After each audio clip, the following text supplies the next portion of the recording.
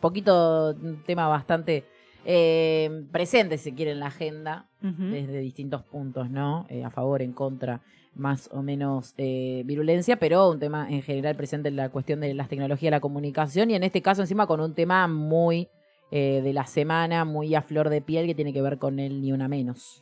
Sí, porque en estas columnas venimos hablando de, bueno, disputar el terreno digital, si lo disputamos, si no lo disputamos, y pareciera que, fue, en realidad es una plataforma en la que toda esta ola reaccionaria se maneja, genera esas reacciones violentas y demás. Pero bueno, Ni Una Menos fue una forma de disputar la digitalidad.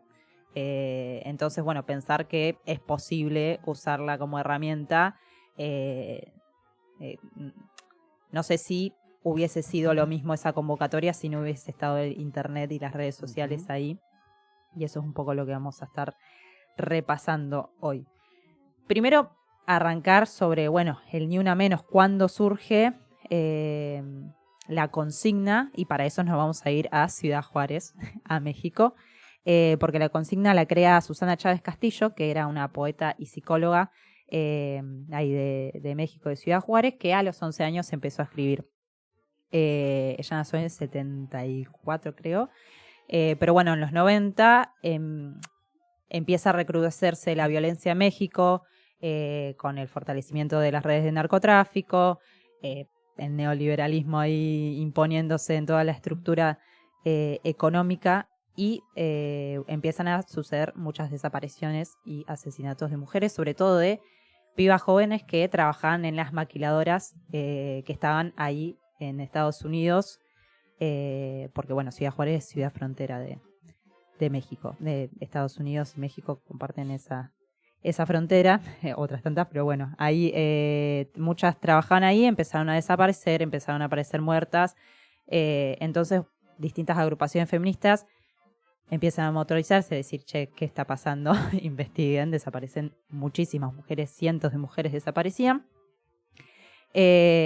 Susana Chávez Castillo formó parte de esas movilizaciones que lograron que en instancias internacionales empiece a haber unos llamados de atención al Estado mexicano para que empiece a investigar. ¿Qué es lo que pasa? El 6 de enero de 2011, Susana fue violada, asesinada y mutilada por 3 jóvenes de 17 años. Ella se iba a encontrar con una amiga, se cruza con estos 3 jóvenes que, básicamente cometen este femicidio. El fiscal de Estado de Chihuahua, Carlos Manuel Salas, el fiscal de ese momento, dice con respecto a este caso como, su asesinato no tiene que ver nada, no tiene que ver con su condición de mujer militante, sino que fue un hecho desafortunado porque los jóvenes estaban alcoholizados y drogados y pintó cometer un femicidio, ¿no?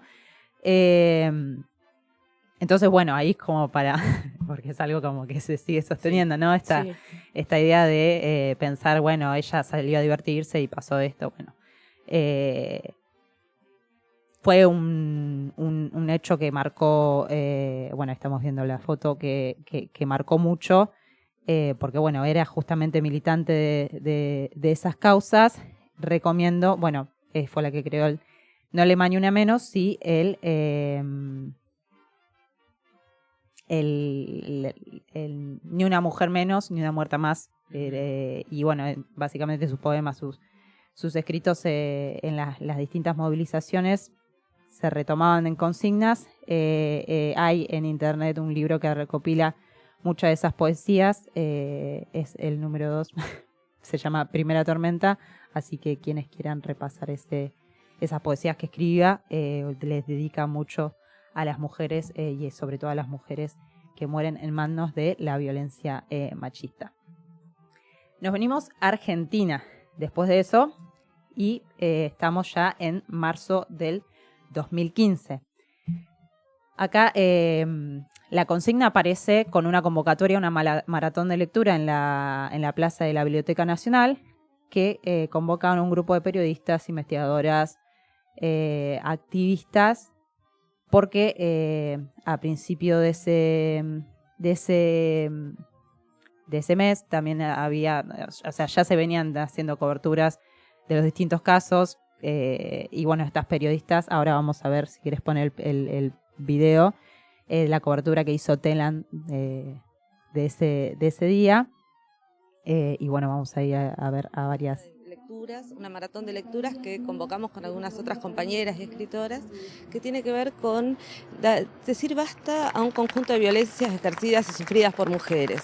Es decir, la consigna remite a que ni una mujer menos necesitamos. Es decir, que ni una menos puede estar presente, o sea, ni una más puede ser asesinada. A partir del caso de Dayana García dijimos, bueno, ¿qué podemos hacer? Y lo que podemos hacer es esto, escribir, leer, hacer visible lo que habitualmente está invisible o es visible de una manera que nos tiene a varias de nosotras periodistas un poquito insatisfechas por el tratamiento que se les da a estos temas. Entonces nos pareció que venir a leer, venir a actuar, venir a cantar, venir a hacer lo que sabemos hacer y convocar incluso a los familiares y convocar a la gente, mujeres, hombres, a que vengan a acompañarnos, estaba bueno como el inicio de algo. Por ahora es una acción, no es una campaña. Queremos que sea una campaña. Por ahora es una acción y estamos muy contentos de la convocatoria que estamos teniendo. Salir un poco a hablar de forma bueno, ahí ya anunciaba, bueno, esto es una acción, queremos que se vuelva campaña, y vaya, sí se volvió una campaña, pero bueno, ahí, bueno, Agustina Paz Frontera también, ella también, una gran periodista también, y recuerdo, hablando de digitalidad, en muchas producciones de YouTube que hablaba sobre uno de los términos feministas, como una especie de biblioteca, decálogo, claro, sí. Pero bueno, después está la escritora Soledad Vallejos que también menciona la situación en la que nos encontramos en ese momento de, suceden un montón de casos de femicidio, no tenemos a nivel Estado nada que esté haciendo un registro de eso, sino que lo está llevando, el único registro que se lleva es el de la Casa del Encuentro, una ONG, que además se nutría de ese relevamiento en los medios. Entonces, bueno, también pensar el lugar central que tuvieron las periodistas argentinas en poner esa fecha, pues sí, ya estamos viendo cómo en nuestros medios se cubre de una forma completamente aberrante en los distintos casos.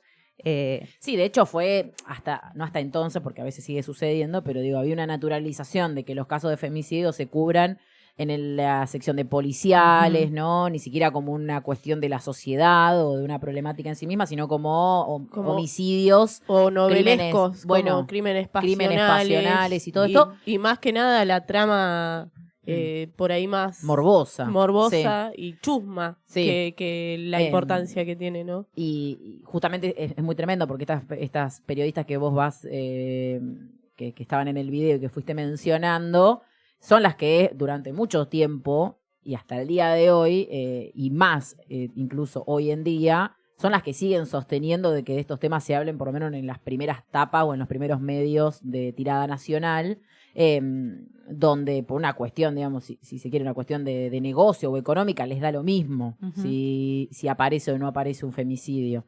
Y cada vez, de hecho, son menos los que vemos, a pesar de saber que cada 31 horas hay un femicidio. Claro. O cada 31 horas un varón se convierte en femicida. Eso leía en ayer, Twitter ayer, y era como otra forma de mirar. Bueno, ahí mencionaban también el caso de Dayana García, que también era una piba de 19 años que había quedado en tener una entrevista de trabajo y después de irse a cenar con una amiga, no cae a cenar con la amiga, desaparece, la encuentran días después en una bolsa al costado de la ruta en Lavallol, digo, porque también esas son imágenes que empiezan a ser como parte de una situación común que comparten muchos de estos casos. Y bueno, esto es lo que motoriza también esa lectura, en la que también participan familiares de distintas víctimas, ¿no? Vamos un par de días, de semanas después, en mayo, la madrugada del 10 de mayo de 2015, desaparece Chiara Páez, que es la otra foto, la número 5. Tenía 14 años y fue asesinada por su novio Manuel Mancilla, de 16, cuando va a verlo para decirle que está embarazada. Ese fue como también un caso que conmocionó mucho las redes. Bueno, ahí ya había una cuestión de las desapariciones, de empezar a viralizar las imágenes, había como una cuestión ahí de la digitalidad, sobre todo en Facebook y Twitter. Un primer reflejo de ante la desaparición empezar a circular la imagen. La imagen, y ahí vamos al siguiente tuit, que es un poco lo que termina disparando esa convocatoria, una periodista, Marcela Ojeda, que cuando se da a conocer que encontraron el cuerpo de Chiara Páez, dice: actrices, políticas, artistas, empresarias, referentes sociales, mujeres, todas, no vamos a levantar la voz, nos están matando. Y ahí, bueno, empieza desde la página de Facebook, que era una página de Facebook ni una menos, empiezan a trabajar esta convocatoria del 3 de junio, que se planteaba para Capital, pero también se llamaba a construir convocatorias en distintos puntos del país, y se armó con una especie de Google Maps donde se iban marcando las distintas convocatorias, y bueno, llegó a tener un nivel de dimensión tal que vamos a ver la siguiente imagen, porque también estamos entrando en el clima mundialista.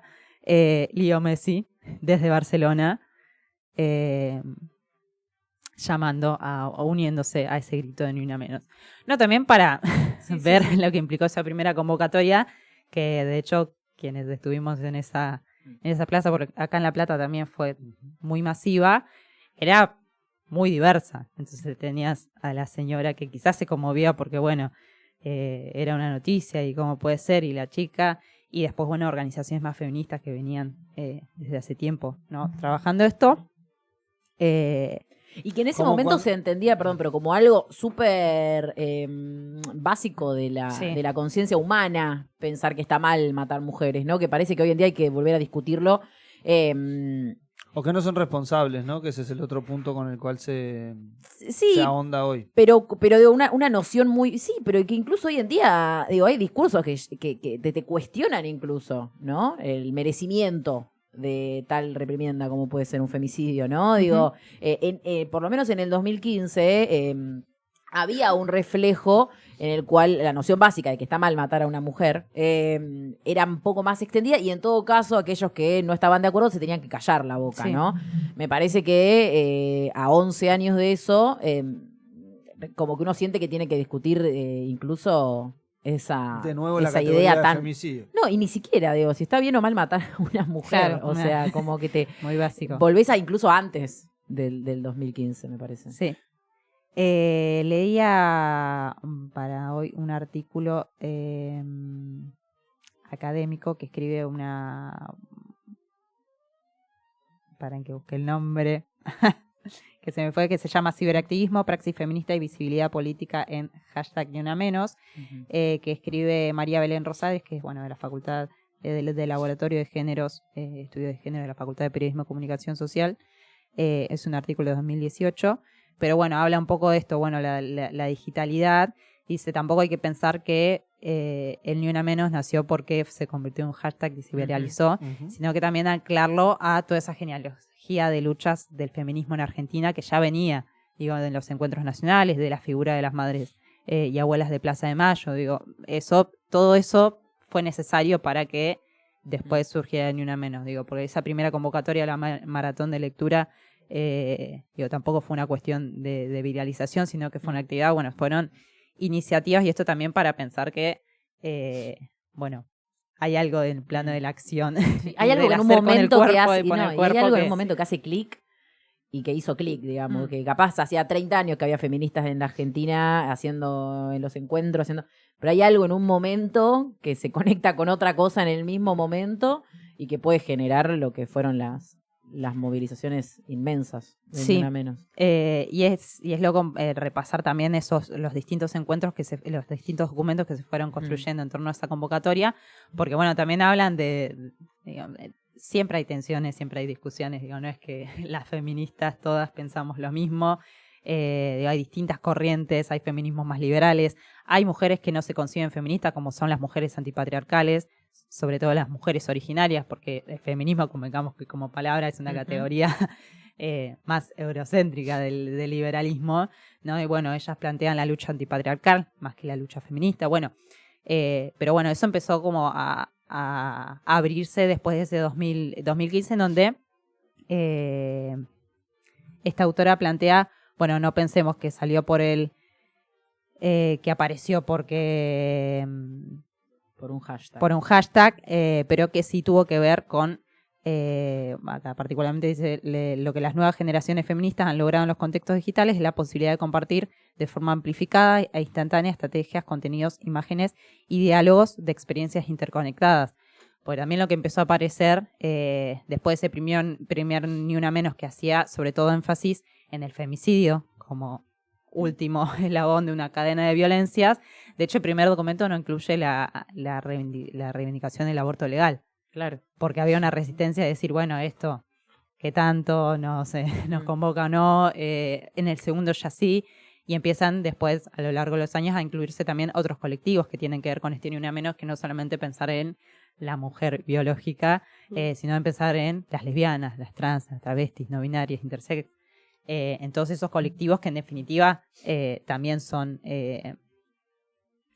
colectivos vulnerados por el sistema patriarcal capitalista, sobre todo, ¿no? Porque también hay algo que tiene el movimiento de Una Menos que es profundamente antineoliberal. Nació en 2015, último año de Cristina, cuando ya sabíamos que lo que se venía era Macri.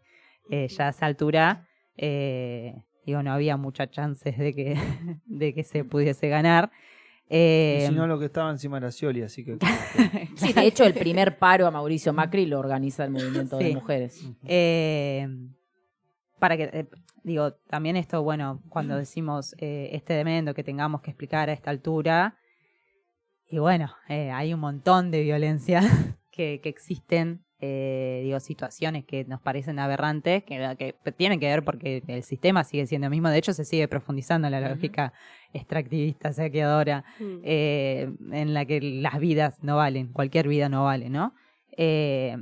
Entonces, bueno, es un poco decir, bueno, seguimos dando esa pelea, y particularmente acá el Ni Una Menos nace en ese 2015, en el que, bueno, Messi puso Ni Una Menos, pero también Patricia Bullrich sacó una foto con el cartel Ni Una Menos, y como que había una cuestión de, bueno, nos subimos todos a esta ola, y desde ese momento diciendo, bueno, que esto sea hashtag de la fotito a la firma, como diciendo que esto derive en políticas concretas, que no sea solamente la fotito con la que decimos estamos acá, sino que tenga una consecuencia. El primer encuentro nacional de mujeres que se reprime es el de 2015 en Mar del Plata, porque también hay que pensar que a una avanzada también le corresponde esos sectores que no quieren ceder sus privilegios, su poder. También responde en Mar del Plata los grupos, sobre todo neofascistas, llamaron a ir a hostigar a las mujeres que iban a ese encuentro. Hay un documental sobre eso, ¿no? Sí, del caso de uno de los... Sí, no recuerdo cómo se llama. Nombre. Sí. Pero sí. Se me fue el nombre del grupo. Sí, no, y del referente que había sido funcionario del municipio de General Pueyrredón, si no me equivoco. Puede ser tranquilamente. Pero yo creo que hay un documental de ese encuentro de mujeres de Mar del Plata que bueno, que fue esa pero bueno, fue la primera vez que también, a pesar de venir hace muchos años los encuentros, fue como la primera vez que se hizo de tal masividad que fue incluso que justamente que alentado por eso. esta movilización. Claro. Y bueno, fue la primera vez que se reprime la marcha, y ahí es medio como que termina instaurándose, naturalizándose que repriman y bueno, un poco que sí, porque 2016 ya Macri, 2015 gana Macri, y la represión medio que se vuelve una moneda corriente, y eso también se ve en los documentos del Ni Una Menos, hablando, bueno, sobre cómo el neoliberalismo también está muy emparentado con estas lógicas de violencia patriarcal. El Ni Una Menos después implicó, no sé bien, 2017 otro hashtag en donde de vuelta esta lógica de compartir en la digitalidad distintas experiencias que venía de la mano con él, ya no nos callamos más, ¿no? Y más allá de los balances que podamos hacer de, bueno, las cancelaciones o no, fue también una forma en la que se empezaron a abrir un montón de debates en torno a las múltiples violencias. No pensando solamente en el femicidio, sino en cuestiones naturalizadas. Y sí, ahí en todos los eslabones previos de la cadena, ¿no? Claro, pero también esto, como bueno, yo tenía a mis compañeras de secundaria diciendo, yo me acuerdo que en el aula nuestros compañeros varones hacían esto. Y no lo decían como, bueno, hay que salir a escracharlos a todos, pero sí decir, desnaturalizar, ¿no? Empezar algo también pasaba a ahí. darse cuenta Claro. de lo que habían pasado, que sí, como dice Delphi, lo naturalizaban y empiezan a hacerse preguntas, ¿no? Porque ahí también es lo que trae el Ni Una Menos. Preguntas Sí. que nos hacemos y reconocer qué nos pasaba y no entendíamos.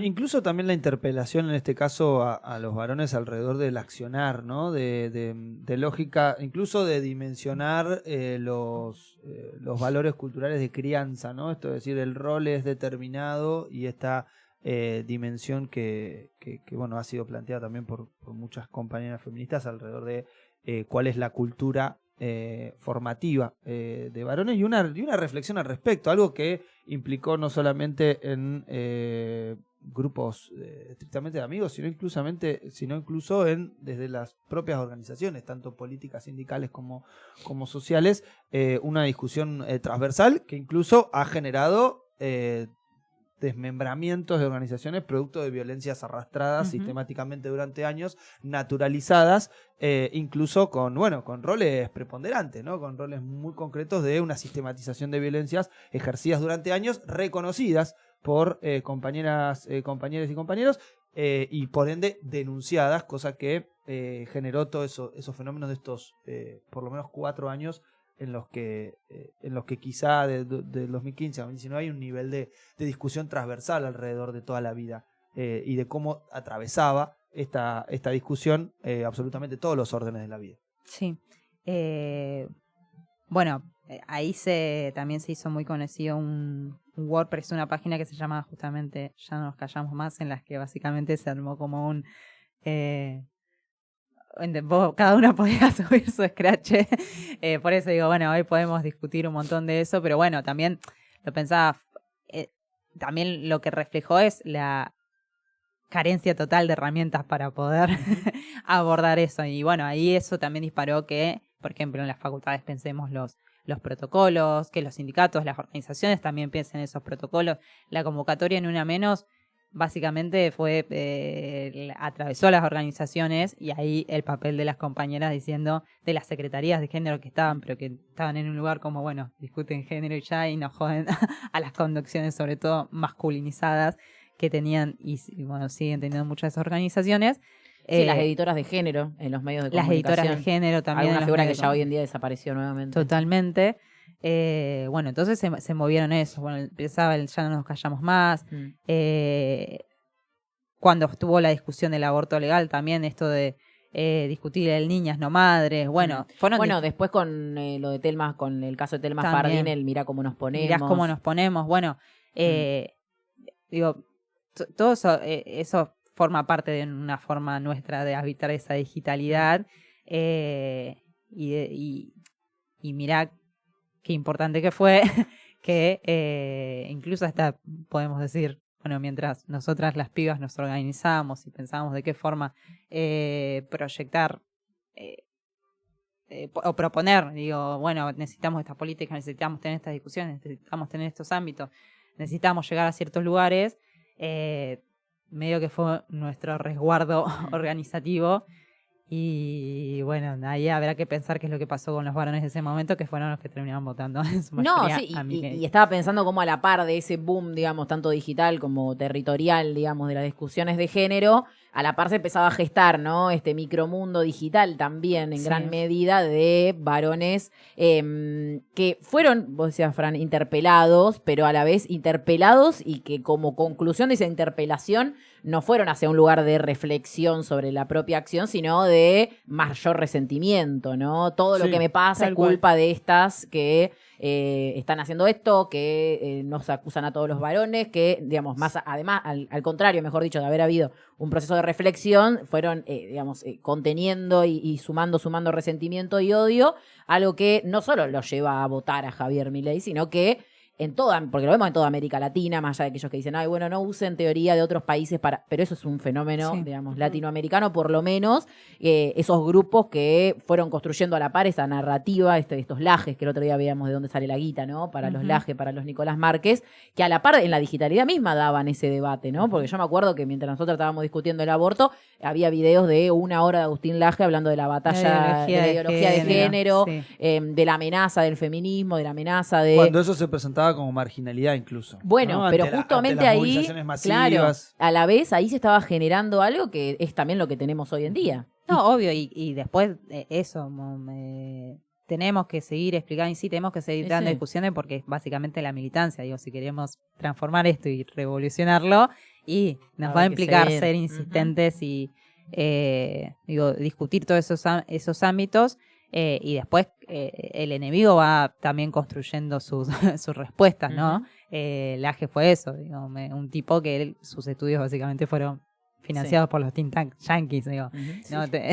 Entonces, bueno, también discutir esta idea de, bueno, que decir, bueno, no, es una discusión woke, que bueno, particularmente en Argentina, el movimiento feminista es muy popular, o sea, muy arraigado en las luchas más antineoliberales. Bueno, pensar eso, fue una forma y sigue siendo una forma de habitar la digitalidad o de convocatoria, de que nos interpele las cuestiones y insistir, que no nos quedemos solamente en ese plano, sino que necesariamente hay que pasar a la acción y bueno, particularmente tenemos ahora el miércoles una movilización, pero bueno, que tampoco se quede en eso, sino que complejicemos este nivel de violencia que se está viviendo. Lo de Agostina es un caso que se mediatizó. Es decir, femicidio ocurre cada 31 horas. Hay un montón de mujeres lesbianas, trans, travestis que seguramente estén muriendo día a día y no nos enteramos. Así que bueno, urge. Y cierro con este extracto del primer manifiesto de Ni Una Menos que dice... que arranca así. En 2018 mataron a una mujer cada 40 horas. En 2014, cada 30. En estos 7 años, los medios publicaron noticias sobre 1.808 femicidios. ¿Cuántas mujeres asesinadas solo por ser mujeres en 2015? No lo sabemos, pero sí sabemos que tenemos que decir basta. En estos años, los femicidios dejaron cerca de 1.500 niñas y niños huérfanos y algunos de ellos están obligados a vivir con los asesinos. El problema es de todos y todas. La solución hay que construirla en conjunto, y esto también porque es un llamamiento a que no solamente estén las mujeres encarando esto, sino que es tarea de toda la comunidad. Sol Castillo, muchas gracias.